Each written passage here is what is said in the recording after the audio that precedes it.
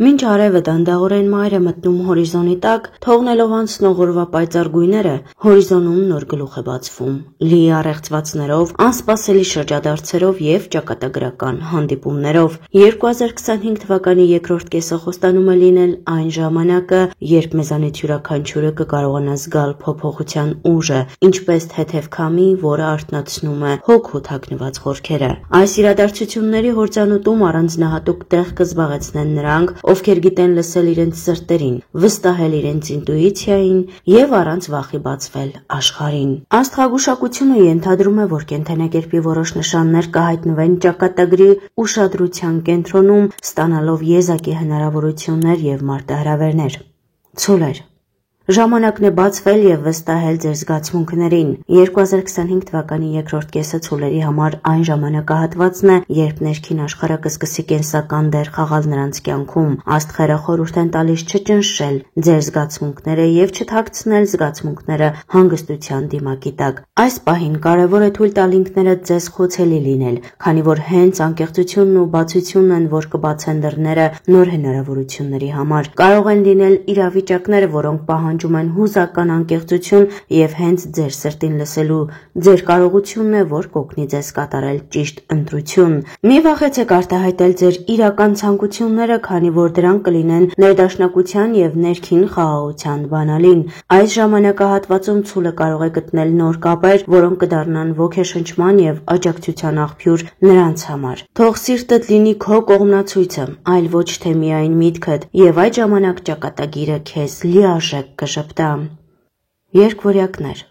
Ուշադրություն ճակատագրի նշաններին և նոր ծանոթություններին։ Երկվորյակների համար այս ժամանակահատվածում կարևոր է շրջակա աշխարհի նկատմամբ զգայունությունը և ճակատագրի աննշան նշանները նկատելու ունակությունը։ 2025 թվականի երկրորդ կեսը այն ժամանակահատվածն է, երբ ճակատագիրը ձեզ հուշումներ կուղարկի և դրանց նկատմամբ ձեր ուշադիր վերաբերմունքը կօգնի ձեզ բաց չթողնել իսկապես կարևոր ինչ-որ բանի հնարավորությունը։ Մի վախեցեք ընդլայնել ձեր սոցիալական շրջանակը, բացվել նոր մարդկանց համար և կիսվել ձեր մտքերով։ Պատահական թվացող հանդիպումները կարող են լինել ինչ-որ նշանակալի բանի սկիզբ, լինի դա գործնական գործընկերություն, թե անձնական սիրո պատմություն։ Ձեր շփվելու ունակությունը և հետաքրքրասիրությունը կբացեն դռներ դեպի նոր հորիզոններ։ Բաց մի թողեք հնարավորությունը հանդիպելու նրանց հետ, ովքեր կարող են փոխել ձեր աշխարհընկալումը և թարմ գույներ բերել ձեր կյանք։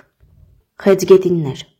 Այս ժամանակահատվածում խեցգետինների համար կարևոր է հավատալ սեփական ինտուիցիային և ներքին ձայնը լսելու ունակությանը։ 2025 թվականի երկրորդ կեսը այն ժամանակն է, երբ ձեր սիրտը ձեզ կհուշի ճիշտ ուղին, իսկ ինքներդ ձեզ վստահելը կօգնի ձեզ խուսափել սխալներից։ Կարող են լինել իրավիճակներ, որոնք պահանջում են հուզական հասունություն և ներքին ներդաշնակություն։ Մի վախեցեք կիսվել ձեր փորձով և մտքերով ձեր սիրելիների հետ։ Հենց նրանց աջակցությունն է, որ կդառնա ձեր հենարանը դժվարին ժամանակներում։ Այս ժամանակահատվածում կարևոր է սովորել լսել ձեր ցանկությունները և չհետաձգել կարևոր որոշումները ավելի ուշ։ Ձեր զգայունությունն ու կարեկցելու ունակությունը ձեզ հատկապես արժեքավոր կդարձնեն ուրիշների համար։ Թող ձեր սիրտը դառնա փարոս, որը կառաջնորդի ձեզ դեպի պայծառ ու ներդաշնակ փոփոխություններ։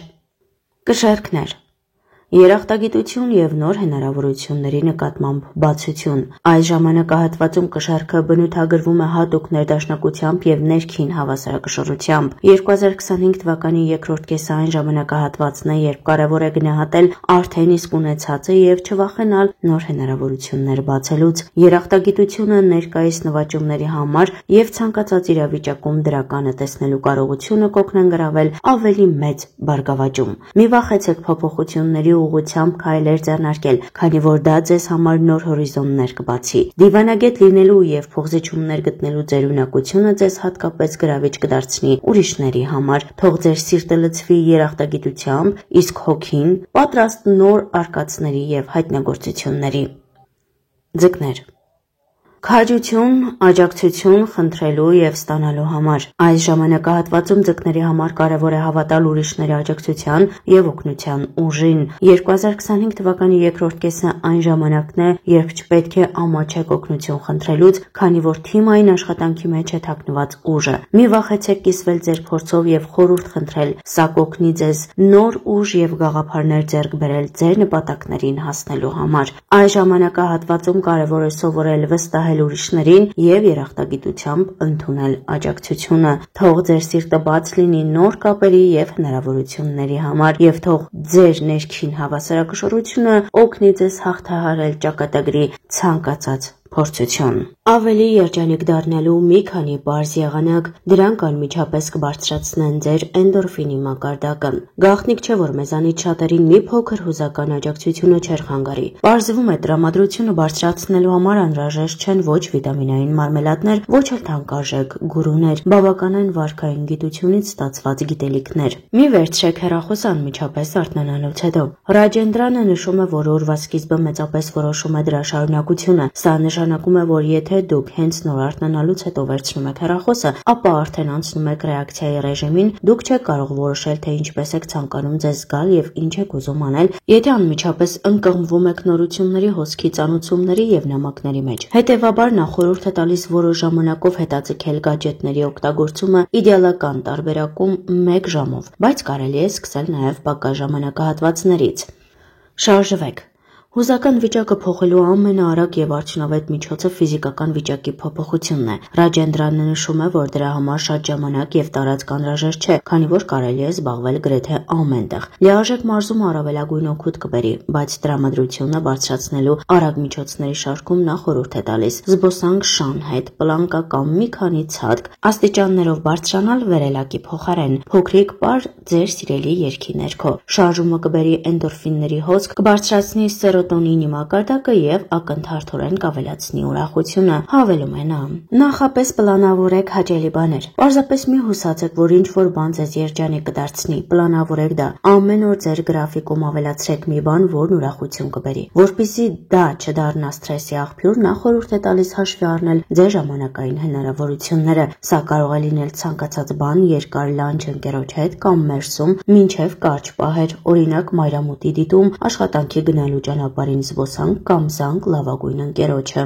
Թույլ տվեք ձեզ ձանձրանալ։ Մշտական խթանման դարաշրջանում մեզ գրեթե ժամանակ չի մնում ձանձրանալու համար։ Շատերը նույնիսկ զբաղվածությունն ընկալում են որպես հաջողության և արտադրողականության նշան։ Սակայն առանց ձանձրանալու ժամանակի մենք կորցնում ենք կարևորագույն տարրերից մեկը՝ ստեղծագործականությունը։ Ձեր հաջորդ մեծ արկածը կարող է սկսվել կեսօրվա անգործության ժամանակ։ Բոլոր հիանալի գաղափարները, նորարարությունները և հայտնագործությունները ծնվում են մեկ աղբյուրից՝ մեր երևակայությունից։ Ձեզ ձանձրանալու հնարավորություն տալով դուք բացում եք դուռը ներշնչանքի համար, բացատրում է հեղինակը։ Փորձեք զբոսնել բնության մեջ, նստել սրճարանում կամ պարզապես երազել և տեսեք, թե ինչ մտքեր կգան ձեր գլխում։